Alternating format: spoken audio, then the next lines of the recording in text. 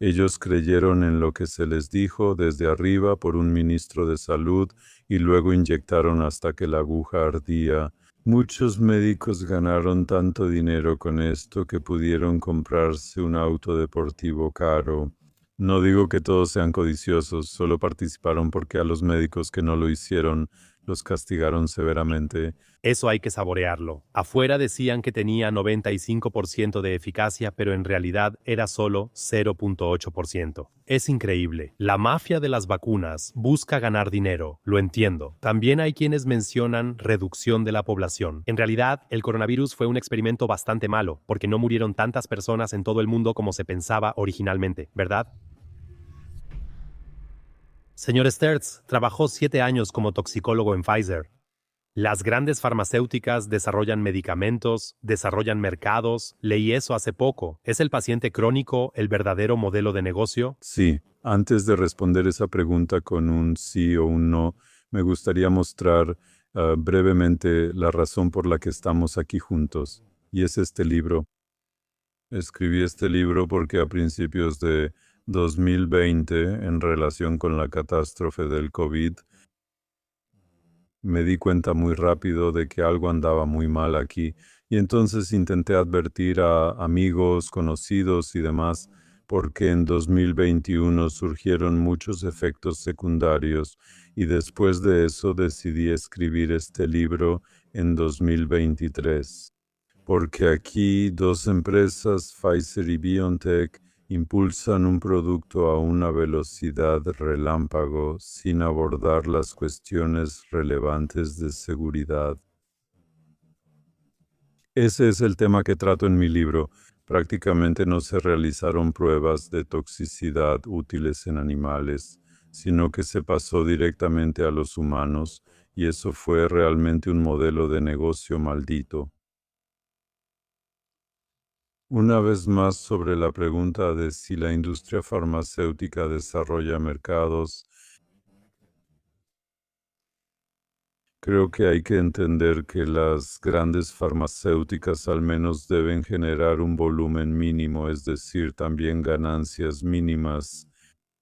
Y no hay que olvidar que también se trata de la duración de las patentes, porque la duración de una patente es de 20 años, pero no desde el momento en que el producto sale al mercado, sino desde el momento en que se registra la patente y hasta que realmente sale al mercado. Eso no puede tardar años. Y por eso las empresas, las grandes empresas deben estar interesadas en ingresos a largo plazo y en ganancias a largo plazo. Y eso realmente solo es posible si desarrollan mercados. Y eso también sucedió en el caso de las vacunas contra el coronavirus. Me parece muy interesante el razonamiento, lo retomaré después. He escuchado muchas veces que muchas enfermedades serían curables si hubiera un mercado para ellas. Como toxicólogo, usted ha visto todos los departamentos de desarrollo por dentro. ¿Por qué hay tanta resistencia contra las curas de una sola vez? Es decir, tratamientos que realmente curarían la enfermedad. Por ejemplo, también se podría vender este tratamiento por mucho dinero. Sí, pero si es una cura única o pocos tratamientos, después de eso ya no hay nada más que obtener.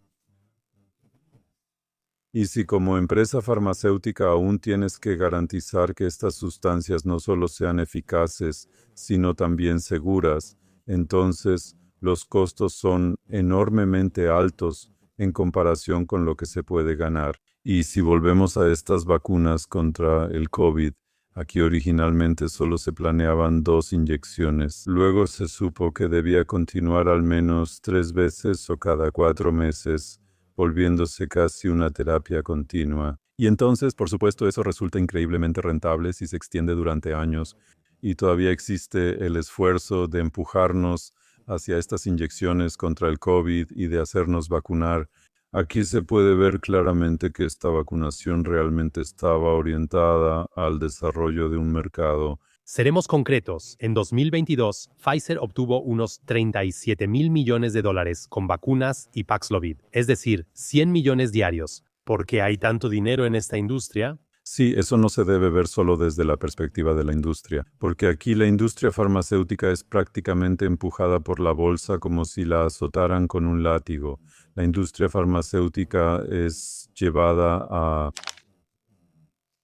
prácticamente sucumbe a su propio éxito, se convierte en víctima de su propio éxito y tiene que seguir entregando constantemente. De lo contrario, la bolsa se enoja. Y todos los que están involucrados en este negocio, y no son pocos, no es que Pfizer haya sido el único que se embolsó miles de millones aquí. Todos aquellos que están involucrados en las vacunas, directa o indirectamente, y ganan dinero con ello. Eso llega hasta aquel que compra acciones de Pfizer. Ellos son, como llamo en mi libro, la mafia de las vacunas. Y esta mafia de las vacunas se asegura de que aquí siempre tengan que llegar y desarrollarse nuevos productos. Y si esto puede hacerse rápido y sin esfuerzo, como con estas vacunas, mejor. Entonces ocurre un sí, se va. Ética y moralmente todo esto se ve afectado al obtener ganancias tan grandes. Y Pfizer participó muy bien en eso y la moral entonces disminuyó.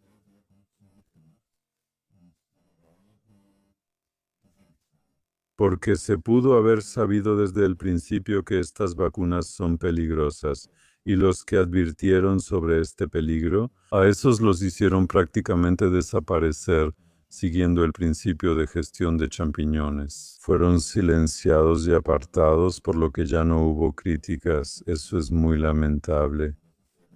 Y eso va en la dirección de una ética disminuida.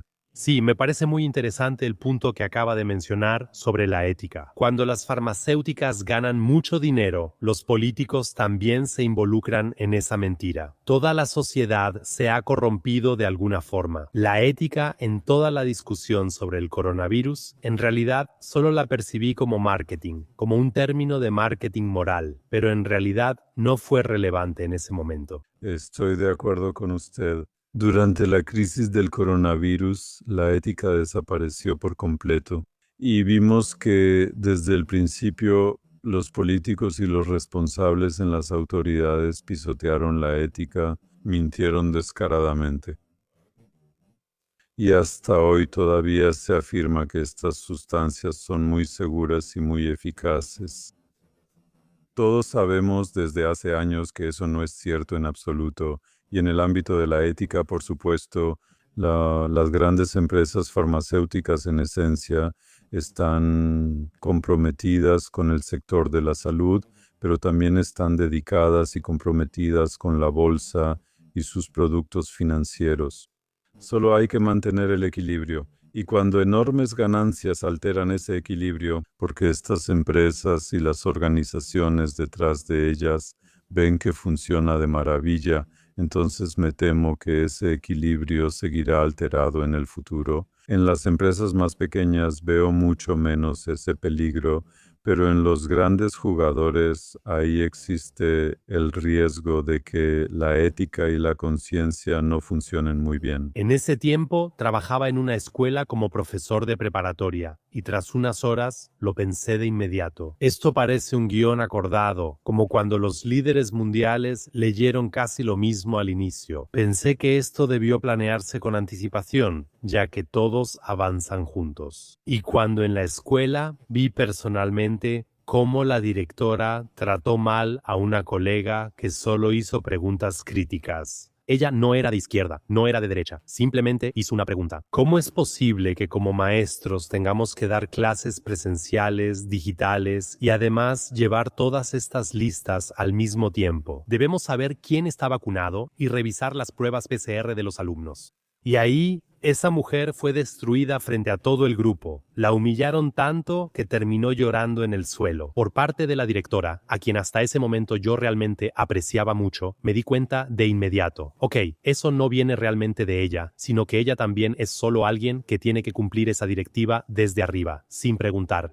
Quizá piensas, los de arriba tienen la culpa y el gobierno lo arreglará por mí. ¿Cuánto tiempo más esperarás mientras otros deciden tu vida? la verdad incómoda, nadie vendrá a salvarte. En 2026 todo se acelerará para todos. Trabajé años en el sistema como maestro, funcionario y empleado, y entendí qué cambiar para no quedar atrapado allí. Ahí está tu oportunidad. Si decides ordenar tu interior y entender por qué el dinero es complicado para muchos, aunque hagan todo bien, si quieres volver a tomar el control y dormir más tranquilo por las noches, entonces te invitamos. El sábado 7. El 3 de marzo a las 11, Baltasar Becker y yo explicaremos cómo pasar de la impotencia a la libertad financiera paso a paso. Todo esto sin promesas rápidas, sino con claridad, estructura y un camino que te libera interior y financieramente. El seminario web es gratis, el enlace está en la descripción. Si no quieres seguir esperando hasta 2026, decide ahora. Sí, realmente es sorprendente que incluso a este nivel se siguieran esas órdenes desde arriba sin cuestionarlas, y es sorprendente que esas órdenes tuvieran que ser dadas en primer lugar.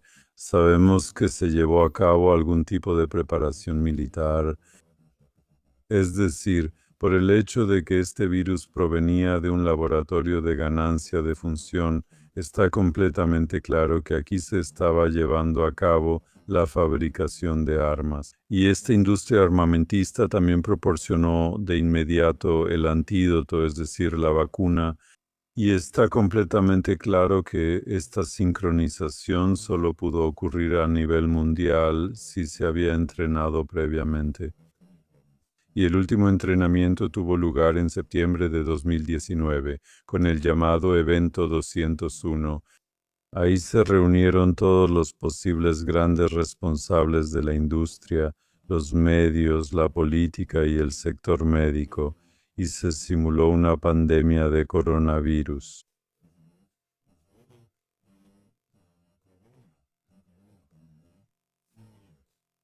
Tres meses después, esa pandemia de coronavirus ya estaba aquí y se pudo aplicar lo que se había practicado antes.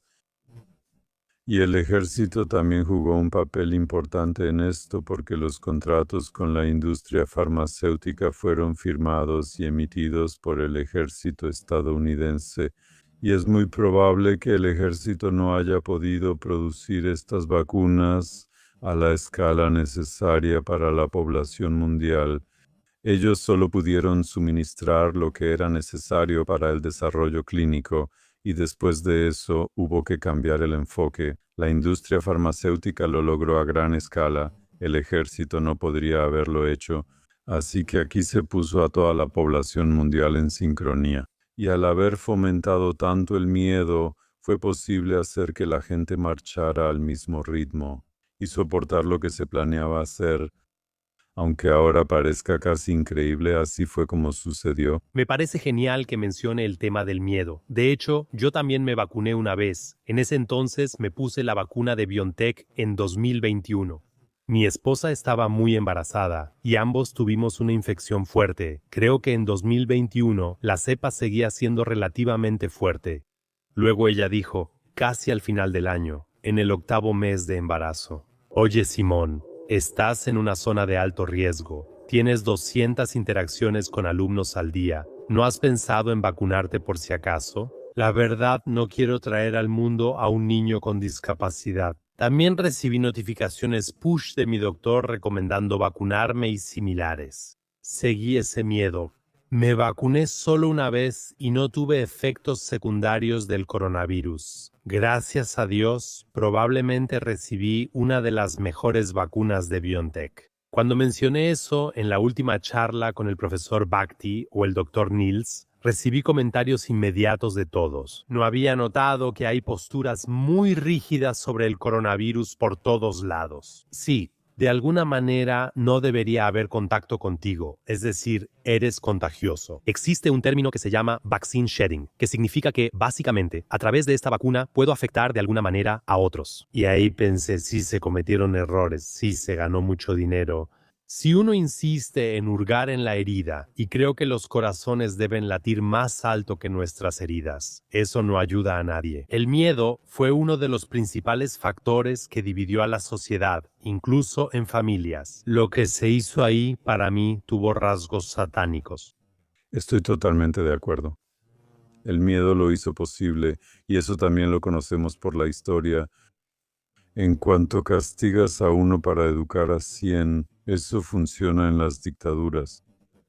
Y por eso no es tan descabellado decir que en ese momento tuvimos que lidiar con una medida dictatorial y debemos tener mucho cuidado de que eso no vuelva a suceder. Debemos romper ese sistema y estoy muy agradecido por entrevistas como esta contigo y con otros colegas, porque solo así podemos llegar a una cantidad relativamente grande de personas y decirles, no tienes que tener miedo. Tampoco con el coronavirus era necesario ese miedo, porque desde el principio estaba claro, y muchas personas lo dijeron, incluso el profesor Bhakti, que esta pandemia de coronavirus era como una gripe mejorada.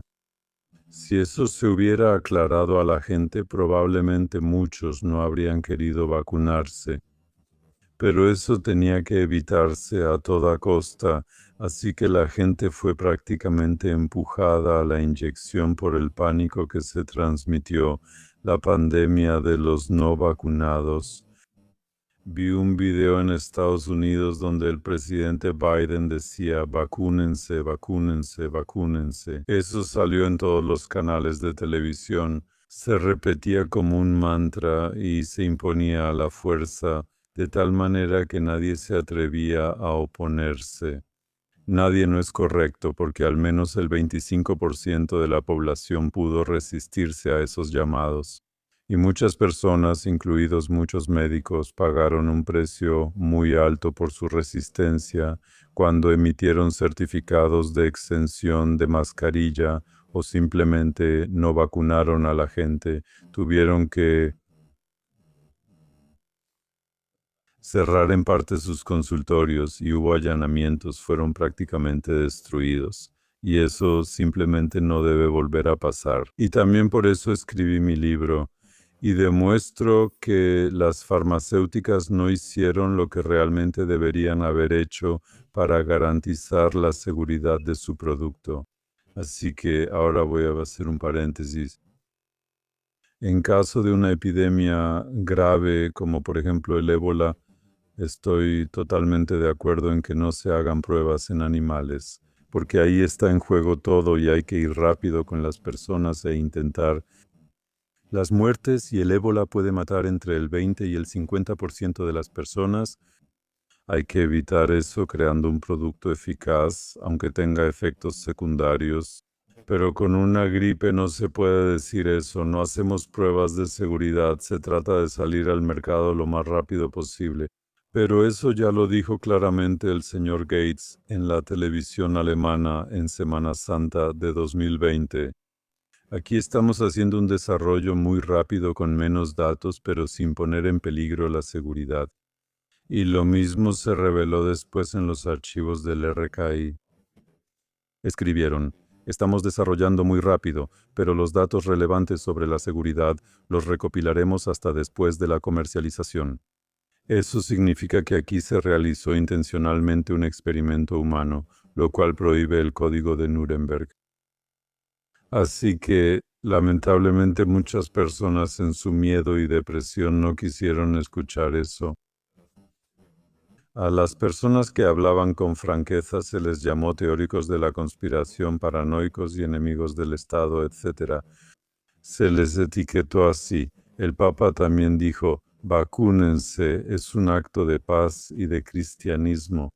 Así que, bajo estas impresiones, mucha gente ni siquiera pudo reflexionar.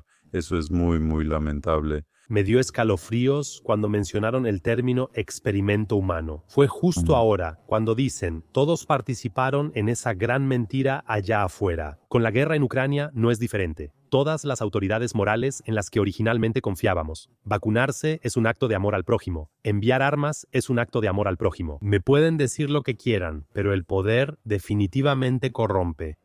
En los últimos años, en mi canal solo hice 3, 4 o 5 conversaciones sobre el coronavirus, y ahí también perdí algo de esperanza. Veo grandes científicos y activistas, pero todo parece un camino de un solo sentido, y por más que lo intento, no me puedo imaginar que algún día atrapen a Lauterbach, porque el sistema allá afuera no castiga a esas personas. De hecho, hasta las recompensa. Ese fue uno de los mayores fracasos de la industria farmacéutica. Y luego, ¿qué obtiene? El cargo de ministro de Salud.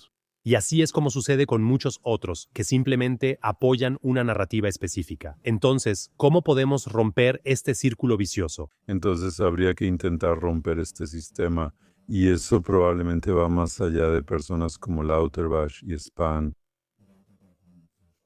Estas personas se han expuesto durante años y aún lo siguen diciendo. Hicimos todo bien, la vacunación fue correcta y lo haríamos igual otra vez. Aunque se les puede demostrar que mintieron, y si puedo demostrar que alguien mintió y es responsable de muchos daños por la vacuna y muertes, entonces debería ser posible, con estas pruebas que también presento en mi libro, llevar a esa persona ante un juez y lograr la posibilidad de una condena. Solo ese es el requisito para que millones de víctimas de la vacuna, no solo en Alemania no hubo millones, pero en el mundo sí millones de víctimas y muertes por la vacuna, que estos responsables sean condenados, y solo si son condenados pueden las víctimas de la vacuna luchar ante los tribunales para que se les indemnicen sus daños. Esa es la condición, y por eso también escribí el libro. Para mí lo más importante son las víctimas de la vacuna y romper el sistema. Eso será difícil porque ya insinué que se trata de una mafia que incluye muchas estructuras y personas internacionales. Podemos hablar de eso más adelante, pero la pregunta es si realmente obtendremos una mejor atención médica si rompemos con todo esto. El capitalismo ha hecho que este sistema farmacéutico también haya llevado a logros fantásticos. No podemos simplemente tirar todo eso a la basura, y que la industria, como ya lo he dicho, es víctima de su propio éxito. Y eso está siendo impulsado constantemente por ese éxito, y el Estado, las autoridades y los médicos participan en ello. Pero tal vez se pueda lograr que este patrocinio y el cabildeo se reduzcan para que se tome un rumbo sensato. Para mí la dirección correcta sería que el médico de cabecera se tome el tiempo para hacer un diagnóstico adecuado, y solo cuando sea absolutamente necesario recetar medicamentos. Y la medicina debe volver a ser integral. Pero el paciente también tiene que cooperar, porque la comodidad de tomarse una pastilla en la mañana permite que uno siga con malos hábitos alimenticios, sin hacer ejercicio y sin controlar el equilibrio entre trabajo y vida personal. Entonces uno se vuelve dependiente de la industria farmacéutica, y ese es el sistema que al menos deberíamos intentar cuestionar. Aquí no se puede intentar iniciar grandes procesos contra las farmacéuticas, eso no va a funcionar. Pero las personas individuales y nosotros debemos ayudar para que logremos una política de salud razonable, y su implementación en la práctica. Esos son realmente impulsos muy buenos. Ahora, usted acaba de hablar del gremio médico. Ahora volvamos a mi caso. En ese entonces, la ginecóloga siempre estaba completamente en contra del coronavirus, en contra de la vacuna contra el coronavirus. Y de repente, fue como si hubiera recibido alguna directiva de algún lado o tuviera que seguir alguna normativa. Entonces dijo, a partir de ahora, tienes que vacunarte. No podemos asumir ninguna responsabilidad. Por favor, ven al consultorio. Es realmente urgente. Eso pasó con varios médicos. ¿A ellos también les metieron miedo o solo se adaptaron? Son médicos muy inteligentes, pero ahí faltó totalmente el pensamiento crítico. Sí, de alguna manera es inimaginable que un grupo profesional que se prepara durante 10 años en el área de la salud y luego tiene muchos años de experiencia, que todos hayan dejado de lado cualquier preocupación.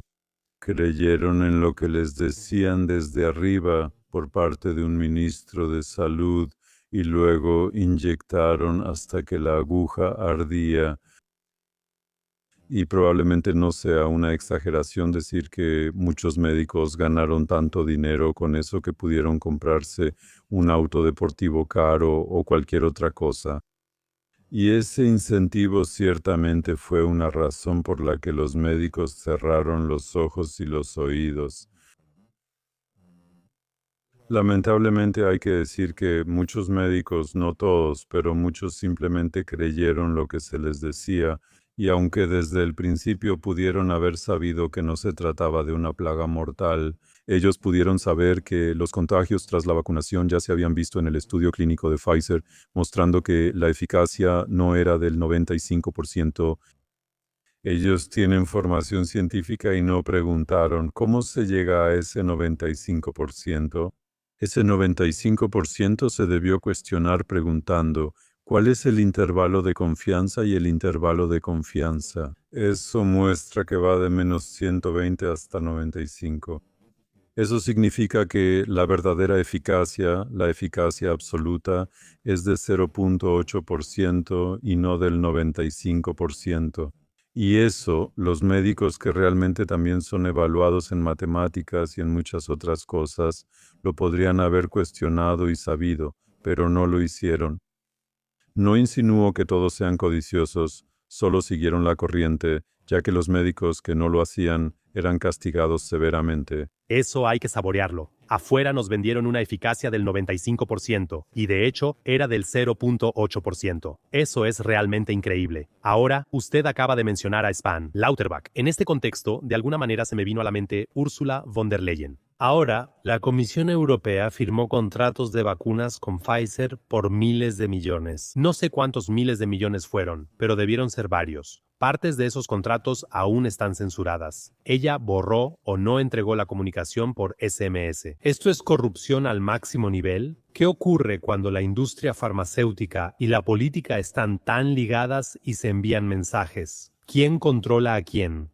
Esa pregunta se puede responder muy fácilmente. El gran dinero controla la política.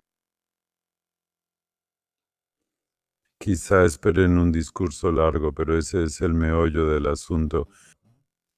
La mafia de las vacunas no solo patrocina e influye en la industria farmacéutica, sino también en las autoridades, los gobiernos, los médicos y, sobre todo, en los medios de comunicación. Los medios jugaron un gran papel en esta crisis, haciéndonos creer que todo sería terrible si no nos vacunábamos. Así que muchos sectores fueron objeto de lobby aquí, más o menos presionados, y así se explica que estas organizaciones realmente controlaron la política.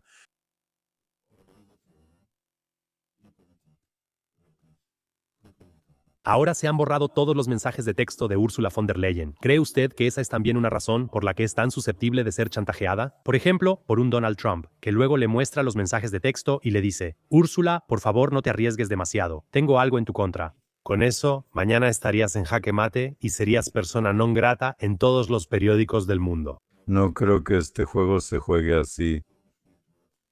Trump no es precisamente un santo, él está a favor de la industria, y si se le causara un gran daño a la industria farmacéutica, probablemente tampoco estaría muy contento. Trump es muy ambivalente, hace cosas muy buenas y probablemente hace muy pocas cosas buenas.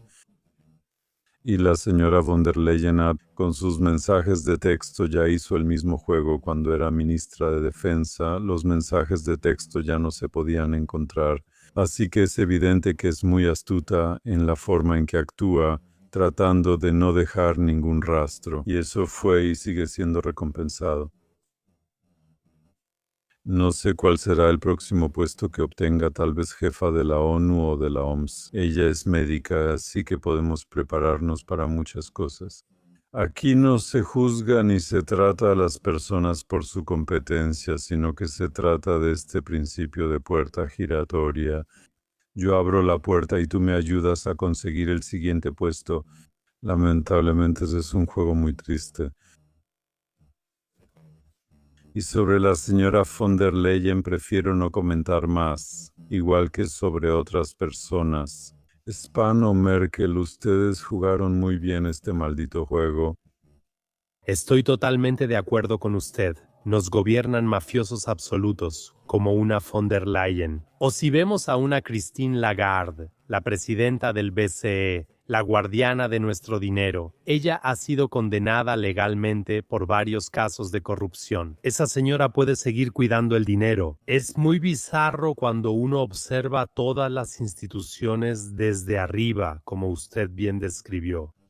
Al principio usted dejó entrever algo. Dictadura sanitaria, pronto se nos viene algo más, reglas internacionales de salud. ¿Cómo imaginamos esa etapa? ¿Hablamos de 1, 2 o hasta 5 años? ¿Qué nos espera en el futuro? Pues temo que vamos hacia más observación y vigilancia.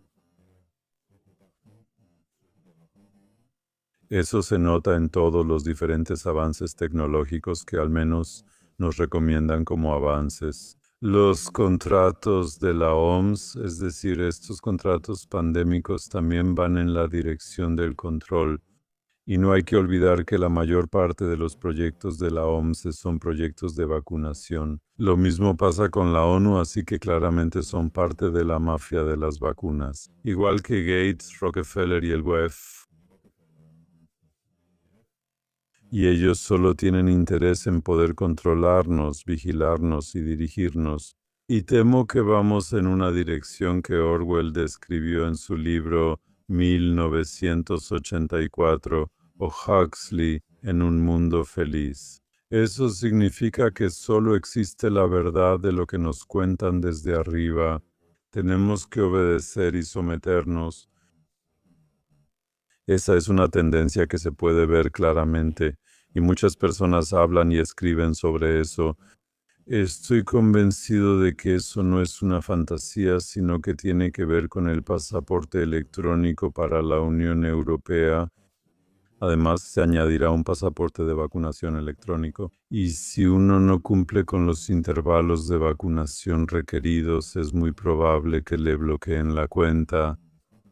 Todo eso ya ocurre en China y no debemos pensar que está tan avanzada, sino que es un campo de pruebas que también se nos aplicará si no nos oponemos. Eso suena muy distópico. Ahora, con la acción electrónica del paciente o con el registro electrónico de vacunación, me surgió la pregunta, y probablemente también a muchos espectadores allá afuera. Eso suena, en principio, positivo y cómodo, que esté almacenado de manera centralizada en algún lugar.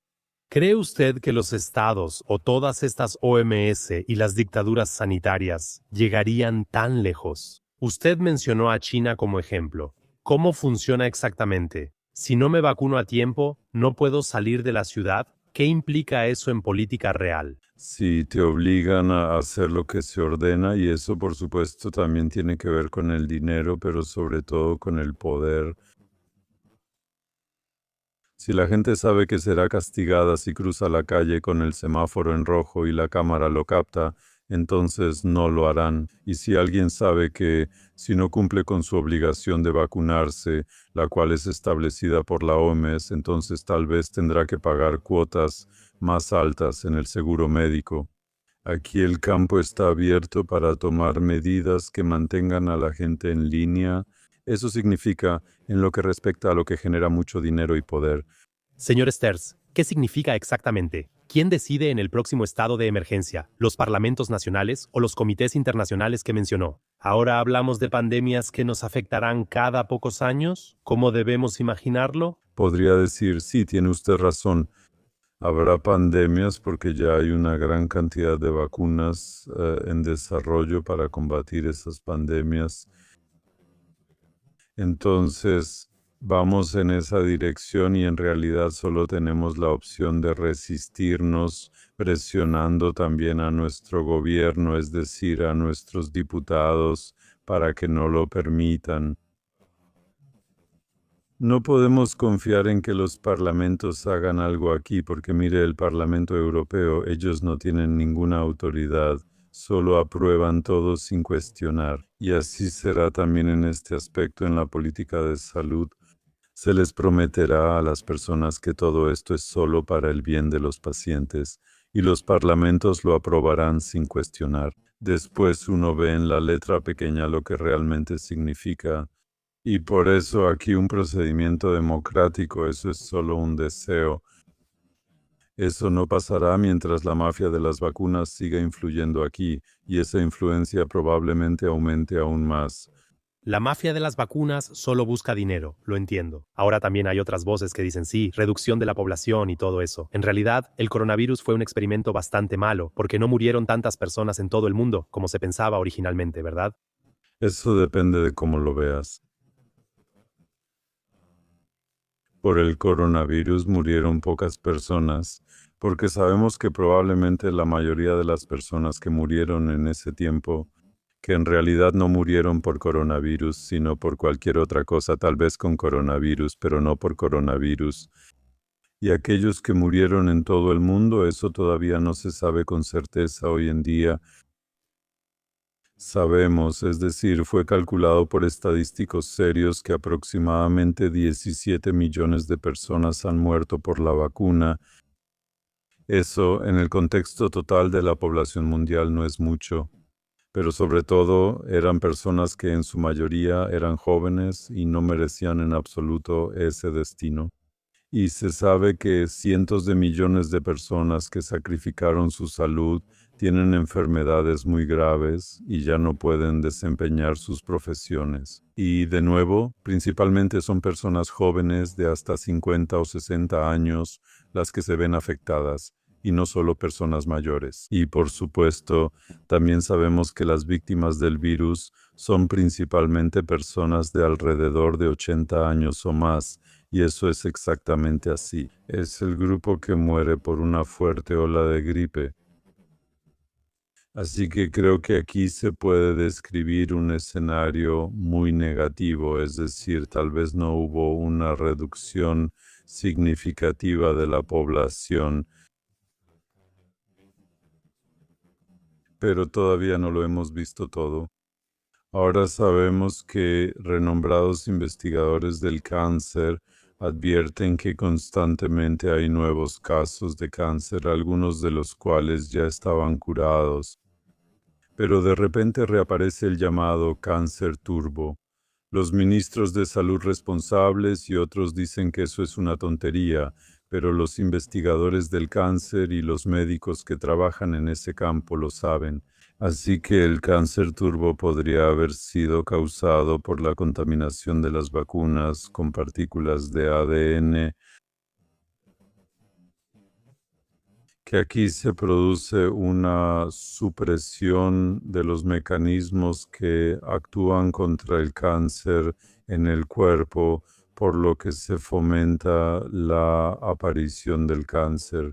Eso no es improbable porque también sabemos que diariamente en nuestro cuerpo, en cada uno de nosotros, ocurren miles y cientos de miles de mutaciones que podrían llevar al cáncer si los sistemas de defensa del cuerpo no funcionaran y si se dañan estos sistemas de defensa por la introducción no autorizada de ADN. Existe la posibilidad de que aquí se desarrolle cáncer y dure mucho tiempo. Sí, porque el ARN mensajero no se destruye de inmediato, puede circular por meses o más en el cuerpo. Lo mismo ocurre con la proteína que finalmente produce este ARN mensajero, esta proteína Spike. Eso puede vagar por el cuerpo durante años y causar inflamaciones en cualquier parte del cuerpo, y las inflamaciones pueden ser la causa del cáncer. Así es el cáncer, no sabemos cómo impactará en los próximos años o décadas. El segundo problema es, se ha visto que en todos los países donde se vacuna de manera muy intensiva, la tasa de natalidad disminuye, y eso va claramente en la dirección de una reducción de la población.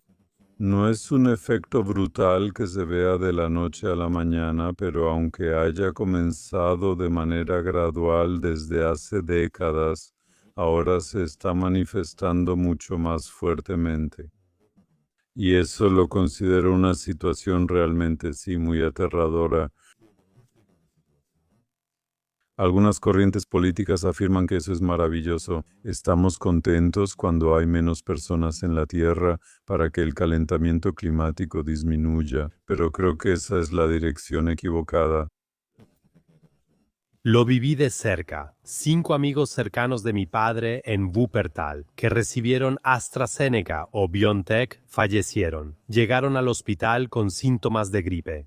En una semana, todos murieron uno a uno. Mi papá creyó que le tocaría. Viví ese miedo en mi familia y lo vi en mi entorno cercano. Quienes recibieron el super refuerzo y otro refuerzo, luego, con 20 o 30 años, presentaron graves defectos de nacimiento, o también muchísimas complicaciones durante el embarazo, o el niño estuvo semanas en terapia intensiva. Eso lo he visto realmente de manera generalizada, como nunca antes. Eso es exactamente lo que usted acaba de describir. 17 millones de muertos. Cada uno es demasiado. Solo me hice la pregunta, ¿acaso las variantes futuras no podrían volverse aún más peligrosas, de modo que tal vez haya 100 millones o 200 millones de muertos? ¿Realmente se puede desarrollar algo así en un laboratorio? Teóricamente sí, aunque sabemos por supuesto que mientras más virulento es el virus, es decir, mientras más mortal es el virus, más rápido se extingue la pandemia o la infección. Porque si el parásito mata a su huésped, entonces se mata a sí mismo en el proceso. Entonces, eso teóricamente solo sería posible si en el campo de la investigación de armas biológicas realmente se crea algo que sea masivamente mortal y que ya no tiene relación con el desarrollo natural de los virus. Las mutaciones que surgieron después del SARS-CoV-2, es decir, del virus del COVID, generalmente han sido menos dramáticas y menos peligrosas o tóxicas. Pero también hay inmunólogos que dicen que si seguimos vacunando constantemente y acorralamos al virus, podría desarrollar mutaciones que sean mucho más peligrosas, pero eso hasta ahora es solo una teoría, no lo sabemos.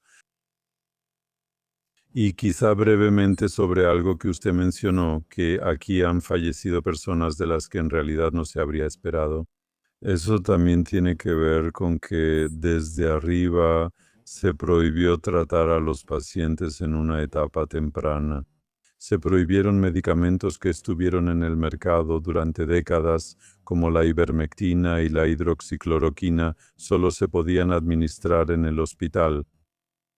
Y los médicos que dijeron que estas sustancias funcionan, dijeron que hay que usarlas muy temprano. Y lo que se logró con la prohibición fue que cuando se usaron en pacientes graves de COVID en el hospital, entonces no funcionaron. Eso se tomó como prueba de que estas sustancias no funcionan, lo cual es infame y falso. Y lo que también se hizo, al menos aquí en Francia, no sé exactamente cómo fue en Alemania, se les dijo a las personas que se quedaran en casa, que no fueran al médico, tomen un producto para el dolor de cabeza, etc. Y solo cuando ya no puedan respirar, entonces vayan a la sala de cuidados intensivos. ¿Y qué se hizo entonces con estas personas en cuidados intensivos? A muchos de ellos los conectaron a estos respiradores y para muchas personas eso fue la sentencia de muerte. Así que aquí también el sistema de salud, o sea, no quiero decir los médicos, pero quienes tenían que decidir sobre las medidas contribuyeron a que aquí ocurrieran muchas muertes. En Estados Unidos, el nuevo ministro de Salud Kennedy afirma que revelará todo, incluyendo las mentiras de Fauci y la supuesta mafia de las vacunas. ¿Es mucho espectáculo o realmente va a sacar algunas cosas a la luz? Entonces, ¿cómo es visto dentro de toda esta industria farmacéutica? Quizás estás sentado ahí pensando, los de arriba tienen la culpa, el gobierno de alguna manera lo resolverá por mí. Pero la pregunta clave es, ¿cuánto tiempo más quieres esperar mientras otros deciden cómo será tu vida? La incómoda verdad es que nadie vendrá a salvarte. Y 2026 acelerará todo para todos. Trabajé años en el sistema como maestro, funcionario y empleado, y entendí qué cambiar para no quedar atrapado. Ahí está tu oportunidad si decides ordenar tu interior y entender por qué el dinero sigue siendo complicado para muchos, aunque hagan todo bien. Si quieres volver a tomar el control y dormir más tranquilo por las noches, entonces te invitamos. El sábado 7 de marzo a las 11, Baltasar Becker y yo explicaremos cómo pasar de la impotencia a la libertad financiera paso a paso. Y todo esto no con promesas rápidas, sino con claridad, estructura y un camino que te libera interior y financieramente. El seminario web es gratis. El enlace está en la descripción. Si no quieres seguir en 2026, decide ahora. Bien, justo ayer vi un video interesante, un video con el señor Burla, el jefe de Pfizer. Este hombre es veterinario y tiene un pasado científico, pero luego se convirtió muy rápido en un excelente gerente financiero que quiere llevar a su empresa por todos los medios hacia nuevas terapias y mercados. Le preguntaron, ¿qué debe cambiar en el sistema de salud de Estados Unidos? Y respondió el ministro de Salud. Eso significa que Kennedy es para él un gran obstáculo, porque intenta reducir las vacunas, entre otras cosas, a un nivel razonable. Ya logró que estas vacunaciones masivas se reduzcan incluso en los recién nacidos. Y Trump también lo ha apoyado muy claramente. Eso significa que es un obstáculo, es prácticamente el enemigo de la industria farmacéutica. Y solo puedo esperar que no corra la misma suerte que su tío y su padre, que la llamada mafia de las vacunas no lo elimine porque está arruinando su negocio. Su libro, señor Sters, ha causado gran impacto y ya se tradujo a muchos idiomas. ¿Por qué este libro conecta tanto con la gente? Si la gente vivió ese tiempo, muchos lo experimentaron como si fuera una tercera guerra mundial con muchísimas víctimas y no solo víctimas físicas. También perdieron su libertad, ya no podían reunirse, tomar café afuera ni ir al teatro y quién sabe cuántas cosas más. Fue como en una guerra. Y la gente quiere recuperar la normalidad y quieren que los responsables de esto rindan cuentas. Y creo que es un argumento y un deseo absolutamente razonable y legítimo. Y creo que abordar este enorme escándalo de salud mundial es de la más alta prioridad para muchísimas personas. Solo que hay que abordarlo correctamente. Doy ejemplos en mi libro de cómo las víctimas de las vacunas, junto con sus abogados, pueden demostrar que aquí se cometieron delitos al no investigar adecuadamente los medicamentos y luego tomar las medidas equivocadas.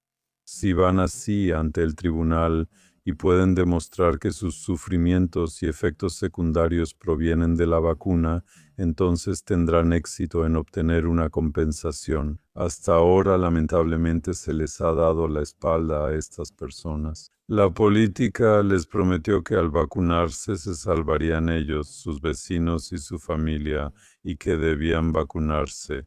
Pero luego, cuando prometieron que si había efectos secundarios se les ayudaría, luego les dan la espalda y les dicen, no, tienes long COVID, no el síndrome postvacuna. Y eso me parece tan perverso y cruel que mucha gente no quiere vengarse, sino asegurarse de que al menos estas personas sean compensadas adecuadamente por daños que claramente reducen su calidad de vida. Muchos jóvenes tuvieron que abandonar sus estudios y solo pueden sobrevivir pasando todo el día en la cama. Eso me parece terrible. En mi libro di algunos ejemplos, pero son incontables. Solo que eso no se hace público porque, por supuesto, interrumpiría la narrativa habitual. A estas personas se les margina para que no sean visibles. Y así para que eventualmente la población, que al final de cuentas se parece a un rebaño de ovejas que gira, sea más fácil de llevar en la dirección correcta. Ucrania es algo abstracto, Gaza es algo abstracto, Groenlandia es algo abstracto, pero el coronavirus realmente afectó de manera muy real la vida de muchísimas personas allá afuera. Ya habíamos mencionado que en Alemania existe una cultura de discusión tóxica. ¿Esto también ocurre a nivel internacional con los políticos? Hay algunos ejemplos positivos de algunos líderes políticos que simplemente se paran frente a la cámara y dicen, oigan, ahí nos equivocamos completamente, lo siento. Creo que solo esa declaración ya aliviaría muchísima presión, porque tengo la sensación de que, desde el coronavirus, la gente realmente quedó muy afectada y nunca lo procesó de verdad. De verdad, van por el mundo como si estuvieran traumatizados. Los responsables nunca se van a parar y decir, nos equivocamos, estuvo mal lo que hicimos, porque entonces serían responsables y podrían ser juzgados. Hay muchos políticos que han dicho que aquí se causaron daños y que realmente se equivocaron, pero no son los responsables, sí. Y también hay muchísimos médicos como Pedro McCullough que constantemente se presenta ante los comités correspondientes, incluso ante el Congreso y otros organismos, y difunde la verdad. Y este médico fue difamado desde el principio, pero no se dejó vencer. Y así es igual aquí en Alemania, con Bhakti, Wodark, Hockerts y otros. Y a estos hombres les tendría el mayor de los respetos porque son prácticamente héroes. Igual que los médicos que no se dejaron vencer y que cerraron sus consultorios y emitieron certificados de vacunación falsos, ellos resistieron, y esos son los faros en estos tiempos relativamente oscuros a quienes realmente se les debería dar un lugar de honor. Expresó muy bien mi sentir y respeto mucho a quienes mencionó. Ahora se podría suponer sobre ellos. Señor Sters, trabajó 7 años en Pfizer, ganó mucho dinero y ahora critica su propio nido, porque prácticamente está publicando un libro sobre la industria que antes de alguna manera lo alimentó. ¿Cuál fue para usted personalmente el detonante, el momento en que pensó hasta aquí y no más? Eso no lo puedo conciliar con mis valores morales. Dejé Pfizer en 2008 y lo hice en paz, aunque no fue agradable tener que cerrar mi centro de investigación. Por motivos estratégicos y financieros, Pfizer cerró varios centros tras adquirir otras empresas, y había un exceso de personas y estructuras, pero esa no fue la razón por la que escribí este libro. La razón fue que en 2020, al igual que usted, me sorprendí mucho por lo que nos estaba pasando. Y cuando en 2021 vi los documentos de aprobación de Pfizer y BioNTech, realmente me asusté porque vi que lo que yo habría esperado de mi carrera como toxicólogo simplemente no existía. Se realizaron 2 estudios en ratas, aunque la rata no es un animal adecuado para estos experimentos, y se realizaron con métodos mínimos, por lo que las conclusiones de estos estudios no son en absoluto relevantes para la seguridad en humanos. Y sobre esta base, y sin haber realizado una serie de estudios importantes desde el principio, me quedé horrorizado y me dije a mí mismo que tenía que advertir sobre esto. Al principio lo hice dentro de mi familia, mis conocidos y antiguos colegas, pero fue como la voz de un profeta clamando en el desierto. Nadie quería escucharlo, incluso mi esposa se vacunó. Y entonces, después de 2023, me dije que tenía que desarrollar una red más amplia escribiendo un libro. Y solo a través de un libro así. Y ahora, a través de entrevistas con usted y con personas afines a usted, puedo alcanzar un público que tal vez haga que muchas personas reflexionen antes de vacunarse la próxima vez y antes de dejarse llevar por los cantos de sirena creyendo en los políticos. Tengo la esperanza de que logre que una cantidad relativamente grande de personas se registre y no estoy solo en esto. Las personas que mencioné también publican libros e intentan poner fin a esta locura de las vacunas de ARNM mensajero. Curiosamente, Kennedy prometió que estas vacunas ya no estarán en la agenda. Pero sorprendentemente Kennedy declaró que las vacunas que ya existían serían consideradas vacunas regulares. Eso podría considerarse como ceder, pero tal vez sea una muy buena estrategia, porque ahora ya no es el Estado el responsable de los efectos secundarios, sino que toda la responsabilidad recae en el médico. Y hoy el médico se lo pensará 2 veces antes de seguir vacunando a sus pacientes porque entonces podría ser responsable de los daños que ocurran. Y con eso, toda esta campaña de vacunación podría venirse abajo porque ya nadie querría vacunarse y porque los médicos no estarían dispuestos a seguir vacunando. Eso es, sin duda, una esperanza. Para concluir, señor Sterz, 3 recomendaciones concretas. Lo ideal es que sean positivas. Así obtendremos soberanía en este mundo agitado y fragmentado. Ya terminó hace poco con mucha esperanza. Quizá debí dejarlo así. No sé si esto generará esperanza. Creo que vamos por el camino correcto para despertar a las personas y tenemos que asegurarnos de que estas personas, que la gente, se mantenga alerta ante la dirección del mundo distópico que describió Orwell, que no permitamos que nos impongan todos estos maravillosos nuevos dispositivos con los que se puede vigilar perfectamente a las personas. Y tenemos que detener este tratado pandémico a nivel político. Tampoco deberíamos seguir creyendo las promesas de los políticos. Eso ya lo dijo mi padre hace tiempo. Ahora lo hemos vuelto a vivir, que nos llenan de mentiras y que esas personas no son responsabilizadas. Por eso no debemos creerles tan fácil a esas personas. Debemos asegurarnos de que estos crímenes del coronavirus sean esclarecidos y que los responsables también rindan cuentas. Eso solo se logra si todos somos solidarios y trabajamos en esa dirección. Eso puede lograrse mediante publicaciones, discursos e influyendo en los políticos. Hay 3, pero quisiera agregar una cuarta.